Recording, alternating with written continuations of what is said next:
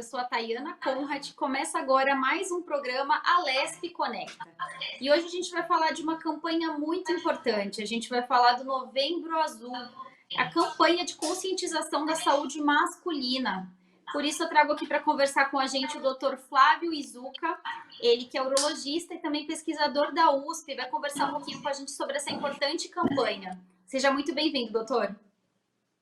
Obrigado. É um prazer estar aqui com vocês. Prazer é nosso. Doutor, para a gente começar, então, vamos explicar para quem está em casa o que é a campanha Novembro Azul. Bem, a campanha Novembro Azul é uma campanha nacional de conscientização da importância dessa doença, câncer de próstata, tá? Que acomete aproximadamente 70 mil homens no Brasil todos os anos e é a segunda principal causa de morte por câncer, apenas perde para o câncer de pulmão. Tá certo, doutor. Agora é importante a gente falar, desde quando começamos com essa campanha Novembro Azul, quando que foi instituída e por quê? Perfeito. Bem, essa campanha foi uma iniciativa a nível mundial. O primeiro ano, quando se celebrou essa campanha, foi em 2003, começou na Austrália, tá? Em virtude do Dia Mundial de Combate ao Câncer de Próstata, que é no dia 17 de novembro, tá? Todos os anos. E isso foi uma iniciativa que foi adotada pela grande maioria dos países por conta da importância dessa doença.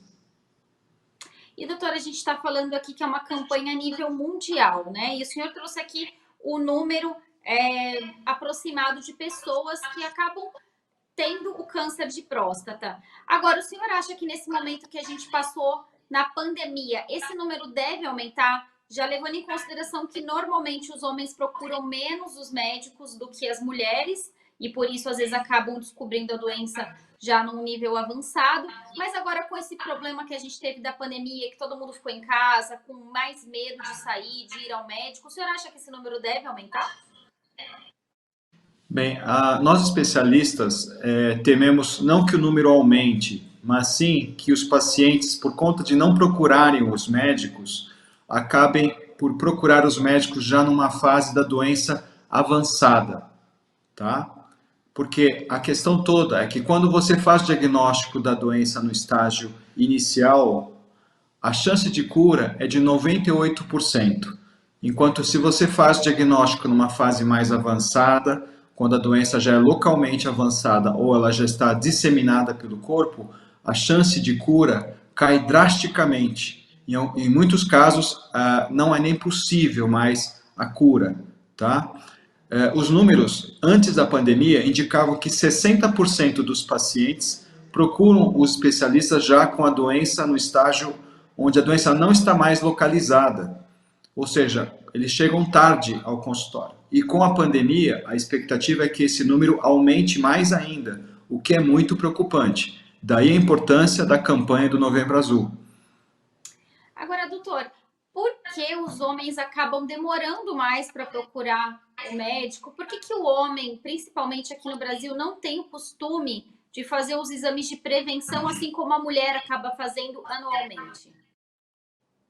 Nós percebemos que o público masculino tem mais a questão do tabu, tá? Infelizmente, principalmente por causa do toque retal, né? A gente vê ainda muitos homens que fazem piada desse exame e acaba provocando até um temor de procurar o especialista por causa justamente do toque retal. Esse é um preconceito absolutamente ultrapassado. Felizmente, nós temos percebido que esse tabu vem caindo ano após ano, né? Mas é inegável que ainda exista esse tipo de preconceito, tá? E a campanha do Novembro Azul vem justamente para reforçar a importância da detecção precoce, tá? E lembrando que deve ser feito para todos os homens a partir dos 50 anos de idade e que para negros e pessoas com histórico na família deve iniciar mais cedo, aos 45 anos de idade. E esse exame, lembramos que é anual. Agora, doutor, o senhor falou que pessoas negras e homens negros e com histórico na família devem procurar antes. Por quê? Porque a incidência maior é nos homens negros. Bem, os estudos não têm claro isso, né? Isso é uma constatação. Existem várias hipóteses, né? A gente sabe que pessoas com histórico familiar, por exemplo, normalmente têm uma mutação genética que é transmitida de pai para filho, tá? Então existe um cromossomo ligado ao cromossomo P53, que está bem estabelecido, que provoca uma fragilidade e uma propensão que aumenta o risco em mais de 300% da pessoa ter o câncer de próstata. Então, por razões similares, provavelmente negros também têm uma predisposição genética associada, tá? Doutor, e também outra questão. O senhor falou nessa questão importante do tabu. Muitos homens ainda não procuram o médico por medo do exame que vai ser feito. Então, eu queria que o senhor falasse qual o tipo de exame para fazer o diagnóstico do câncer de próstata, porque a gente sabe que não é mais só o toque retal, né? Existem outras formas também de descobrir se tem a doença ou não. E eu queria que o senhor explicasse para quem está em casa. Perfeito. Bem, além do exame do toque retal, nós usamos exame de sangue, chamado PSA. Esse exame tem falhas, não é um exame perfeito, mas ainda é a melhor ferramenta que nós dispomos, tá? É um exame que ele não é específico para câncer de próstata, tá? Não é apenas o câncer de próstata que faz o PSA elevar. Então, nós sabemos, por exemplo, que inflamações na próstata, então infecções bacterianas na próstata, provocam uma infecção chamada prostatite e faz o PSA subir bastante, tá? Existem situações também, por exemplo, ciclistas que andam em bicicletas com aquele selim muito estreito e andam em terrenos muito acidentados, costumam ter também um PSA alterado. Isso faz com que nós, especialistas, encontramos uma certa dificuldade em rastreamento de câncer de próstata nesse tipo de atleta, tá? Mas são exceções, né? É importante salientar que o toque retal não exclui a necessidade do PSA e nem vice-versa. Os dois exames são necessários e quando um deles está alterado, o especialista precisa continuar na investigação. Normalmente se indicava direto a biópsia, tá? Porém, hoje nós temos também a ressonância multiparamétrica de próstata, que pode nos ajudar a indicar com mais precisão os pacientes que realmente precisam realizar a biópsia de próstata. E, doutora, a gente sabe que a campanha Novembro Azul é uma campanha de conscientização e prevenção. Agora a gente vai pular um pouquinho e falar dos sintomas. A gente está falando aqui muito de prevenção, que os homens devem procurar o médico, devem esquecer, deixar de lado também o preconceito, os tabus. Mas quando o homem deve procurar o médico, quando ele já está sentindo o sintoma, quais são os sintomas, né, mais comuns, seja aí no começo ou mais para o final? Não sei se existe o sintoma logo na fase inicial. Explica para gente. Bem, a tua pergunta é de vital importância, né? Câncer de próstata, no estágio inicial, quando a doença é curável, não produz nenhum sintoma, tá? Então, é por isso que o homem precisa ir ao especialista todos os anos, lembrando, todos os homens a partir dos 50 anos e para negros e pessoas com histórico na família a partir dos 45 anos, independente de estar tendo sintomas ou não, porque eu lembro e ressalto, a doença não provoca nenhum sintoma no estágio onde a doença é curável, tá? Mas, respondendo a sua pergunta, quando o paciente passa a ter sintomas, os sintomas mais comuns são esses. Começam a ter dificuldade de micção. Então, na hora de fazer xixi, o jato sai com dificuldade. O jato sai interrompido, sai em gotejamento, tem que fazer força com a barriga para urinar. E em alguns casos também a gente nota que alguns pacientes têm sangramento na urina e também sangue no esperma. Com o avançar da gravidade da doença, quando a doença já é disseminada pelo corpo, é comum que tenham dores ósseas, normalmente dores na coluna, e também insuficiência renal. E, doutor, normalmente qual é o tratamento indicado? Aí eu acredito que o senhor deve falar de vários tratamentos, deve existir, então, tratamentos diferentes dependendo da fase do câncer, né? Sim, a gente pode mais ou menos dividir em dois grupos, tá? Pacientes que têm doença localizada ainda na próstata, esses são os pacientes que têm toda a chance de cura. E a cura pode ser obtida através de dois tipos de tratamentos. O primeiro é a radioterapia e o segundo tratamento é a cirurgia, chamada cirurgia radical para câncer de próstata, tá? Essa cirurgia hoje é realizada de forma preferencial através da técnica robótica assistida. Nós usamos um robô que ajuda o cirurgião a ter movimentos mais precisos e com isso nós conseguimos ter índices de sucesso altíssimos, tá? Muito próximos a 98% de chance de cura, com muito pouco índice de complicações, sendo que as complicações mais temidas são impotência e incontinência urinária, a perda involuntária de urina, tá? Essas complicações são da ordem de 2 a 3% para incontinência urinária e de 10 a 50% de impotência para casos, dependendo da idade que o paciente é submetido à cirurgia. Quanto mais idoso, maior o risco de ter impotência.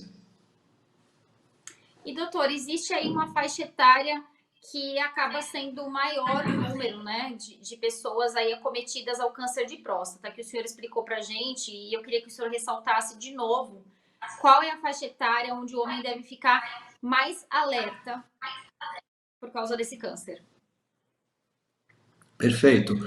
O grupo masculino que tem histórico de família e negros devem, então, iniciar o rastreamento anual, mesmo que não tenham sintomas, a partir dos 45 anos, tá? Mas os homens, em geral, têm o risco de ter câncer de próstata a partir dos 50 anos de idade. E esse risco é muito associado à idade.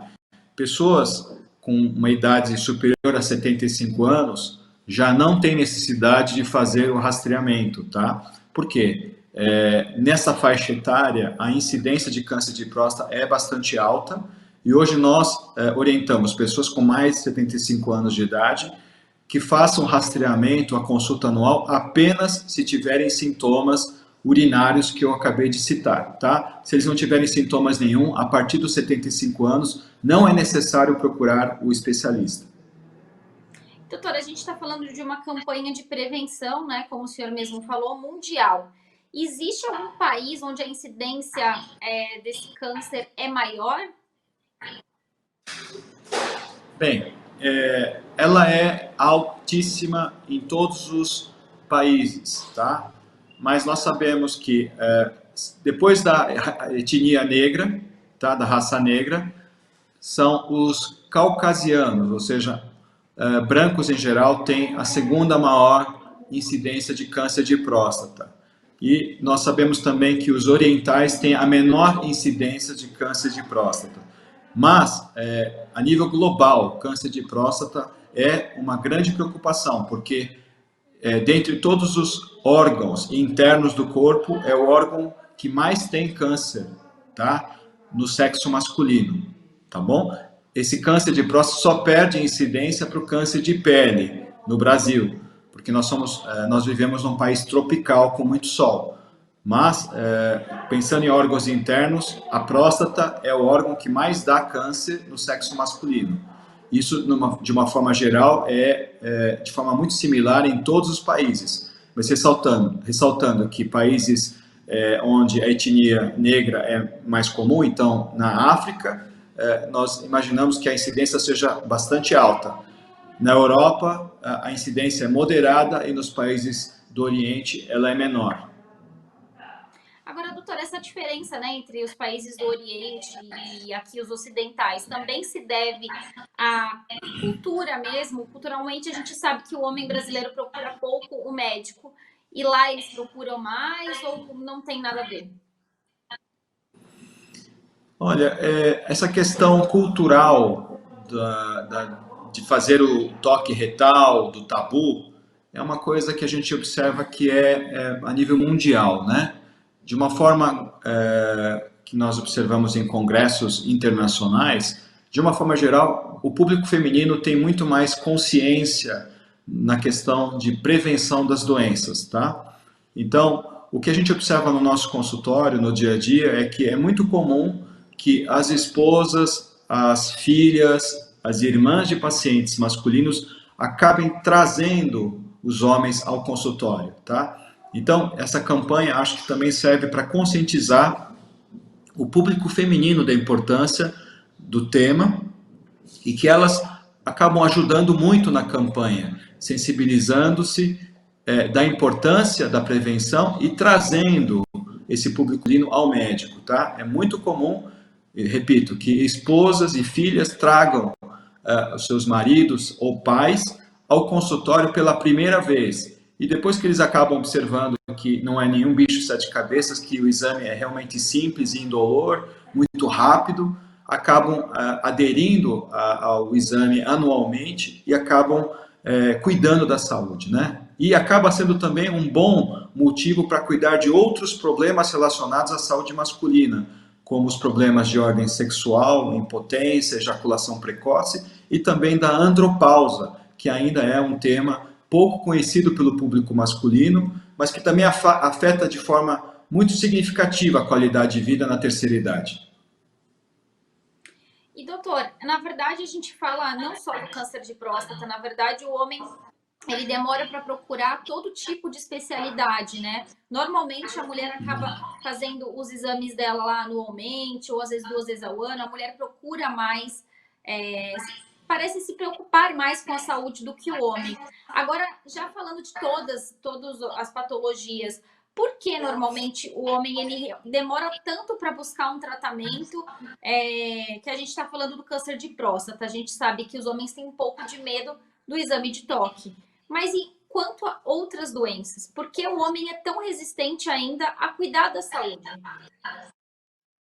Eu acho que isso tem a ver muito com a questão cultural, né? O público masculino tende a associar a questão de buscar ajuda médica como se fosse um sinal de fraqueza, tá? Porque a masculinidade está em mostrar que ele é forte, ele é viril, e quando o público masculino pensa em ir ao médico, cuidar de si próprio, e depois se submeter a um exame que culturalmente é considerado constrangedor, como o toque retal, acaba mexendo com a masculinidade, né? E nós sabemos que é exatamente o oposto, né? Uma pessoa que tem uma cabeça boa e que se preocupa com a sua família, com o bem-estar da sua família, ele é um provedor, ele deveria se preocupar mais com a sua saúde, porque uma demonstração de masculinidade é sua preocupação com o seu bem-estar para que ele possa continuar exercendo esse papel masculino de ser provedor, de continuar sendo forte, tá? E que esse tabu é totalmente prejudicial, tá? Para que ele continue sendo uma pessoa que possa continuar tendo seu papel de pai, de provedor, de marido, e tudo que nós imaginamos de um homem com saúde, tá? Então, essa campanha tem essa bandeira. Vamos acabar com esse tabu, vamos fazer exames periódicos anuais, porque procurar o médico quando tem sintomas é um grande risco. Pode ser que ele esteja naqueles 60% dos pacientes que já procuram o médico quando a doença não está mais na fase curável, quando a doença já é avançada. Então, esse é o grande alerta. Vamos procurar o especialista quando nós estamos ainda sem sintomas. E quando a doença está avançada, doutor, qual é a probabilidade de cura? Bem, isso é muito complicado de falar, né? Mas ela pode despencar de 98% para 50%, tá? E com qualquer grau de metástase, nós já consideramos metástase quando você tem o tumor já espalhado pelo corpo, tá? Aí nós já não falamos em cura, tá? Aí o objetivo do tratamento é controle da doença, tá? Normalmente se faz um tratamento paliativo, um tratamento hormonal, tá? Seguido de tratamento imunoterápico e muitas vezes a gente tenta também quimioterapia. Em casos de metástases ósseas que provocam dores ósseas muito intensas, a gente faz radioterapia na metástase, tá? Mas quando você fala em doença localmente avançada ou já disseminada com metástases pelo corpo, nós estamos falando de uma doença sem chance de cura. E nós aí estamos conversando mais em manter uma qualidade de vida, tá? E a medicina hoje avançou bastante também nesse cenário. Hoje nós conseguimos manter um paciente bem, com uma qualidade de vida boa, ele convive com o câncer, mas na melhor das hipóteses, nós estamos falando de uma sobrevida de 10, 15 anos, tá? Em alguns casos, até de 20 anos convivendo com a doença, mas aí nós já não estamos mais com a estratégia de curar a doença, e sim de um convívio com a doença de uma forma crônica. Doutor, e na entrevista também o senhor falou sobre andropausa. Como a gente tocou nesse assunto e às vezes a pessoa que está em casa não sabe o que é, eu queria que o senhor também falasse um pouquinho, explicasse o que é. Bem, andropausa remete ao oposto da menopausa, né, que seria o equivalente teórico do público masculino, né? Então, andropausa, de uma forma muito simplista, seria a menopausa dos homens. Mas diferente da menopausa, ela não é um fenômeno universal. Não são todos os homens que experimentam andropausa, tá? E ela não acontece de forma abrupta, como é no público feminino. As mulheres, quando param de menstruar, elas sabem que entraram na menopausa. No homem, não existe um sinal clínico, nenhum sintoma evidente que o homem entrou na andropausa. O que nós sabemos é que todos os homens experimentam uma queda gradual dos níveis de hormônios a partir dos 40 anos de idade. E uma porcentagem dos pacientes, da ordem de 1 em cada 3 pacientes, depois dos 55, 60 anos, acabam tendo sintomas do tipo perda de libido, impotência, perda de massa muscular. E nós sabemos também que afeta as funções cognitivas, então afeta a memória, o poder decisório, várias funções dos cerebrais, né, relacionadas a principalmente tomada de decisões e memória, a capacidade de aprendizado, acabam sendo seriamente prejudicadas por conta dessa queda da testosterona. Então, cabe a nós, especialistas, levantar essa suspeita e, através da dosagem dos níveis de testosterona no sangue, a gente faz o diagnóstico da andropausa e institui um tratamento com a reposição da testosterona. E é muito importante salientar, alguns pacientes se beneficiam tanto da reposição hormonal que eles dizem exatamente isso, que muda a vida deles, né? Eles voltam a ter vida sexual, melhoram a capacidade de aprendizado, melhoram a relação interpessoal, né? E principalmente a memória, e ganham massa muscular, né? Então eles ganham mais energia para trabalhar e para desempenhar o trabalho do dia a dia. Então é um ganho de qualidade de vida inegável. Infelizmente, muitos poucos homens acabam tendo consciência da andropausa e procuram um especialista nesses casos. Tá certo, doutora. A gente está chegando aos minutinhos finais do nosso programa e eu queria que o senhor alertasse, então, deixasse aí o seu alerta para quem está em casa, quando procurar o médico, deixasse aí a sua mensagem também. Perfeito. Bem, a mensagem final é essa, né? Não deixem para procurar o especialista quando tem sintomas. A campanha do Novembro Azul é um alerta. Câncer de próstata não provoca sintomas numa fase inicial. Então, todos os homens a partir dos 50 anos de idade, e negros e pessoas com histórico na família, devem começar o exame anual aos 45 anos de idade. É um exame muito simples, é um exame de sangue, é um exame de toque retal, que é indolor, tá? É um exame muito rápido, demora alguns poucos segundos, tá certo? E esses exames podem salvar a vida dessas pessoas, tá? E lembrando que câncer de próstata é a segunda maior causa de morte por câncer em homens, tá? Nós estamos falando de 17 mil brasileiros que morrem todos os anos por conta dessa doença. Então, Novembro Azul é um mês de conscientização. do câncer de próstata. Convençam seus pais, seus irmãos, seus maridos e vocês, homens, cuidem da saúde, vamos vencer esse tabu e começar essa prevenção. Tá certo, doutor Flávio Zucca, eu queria agradecer a sua participação, falar desse importante tema e lembrar, né, a todo homem que está em casa, não só o câncer de próstata, mas cuidar da saúde, para a gente também quebrar esse outro tabu. Os homens precisam procurar mais cuidar da saúde também. Obrigada, doutor Flávio. Obrigado, Tainá. Tudo de bom. Esse foi mais um programa Alesp Conecta. Para rever esse programa, acesse a nossa plataforma no YouTube da Rede Alesp. Até um próximo programa. Tchau, tchau.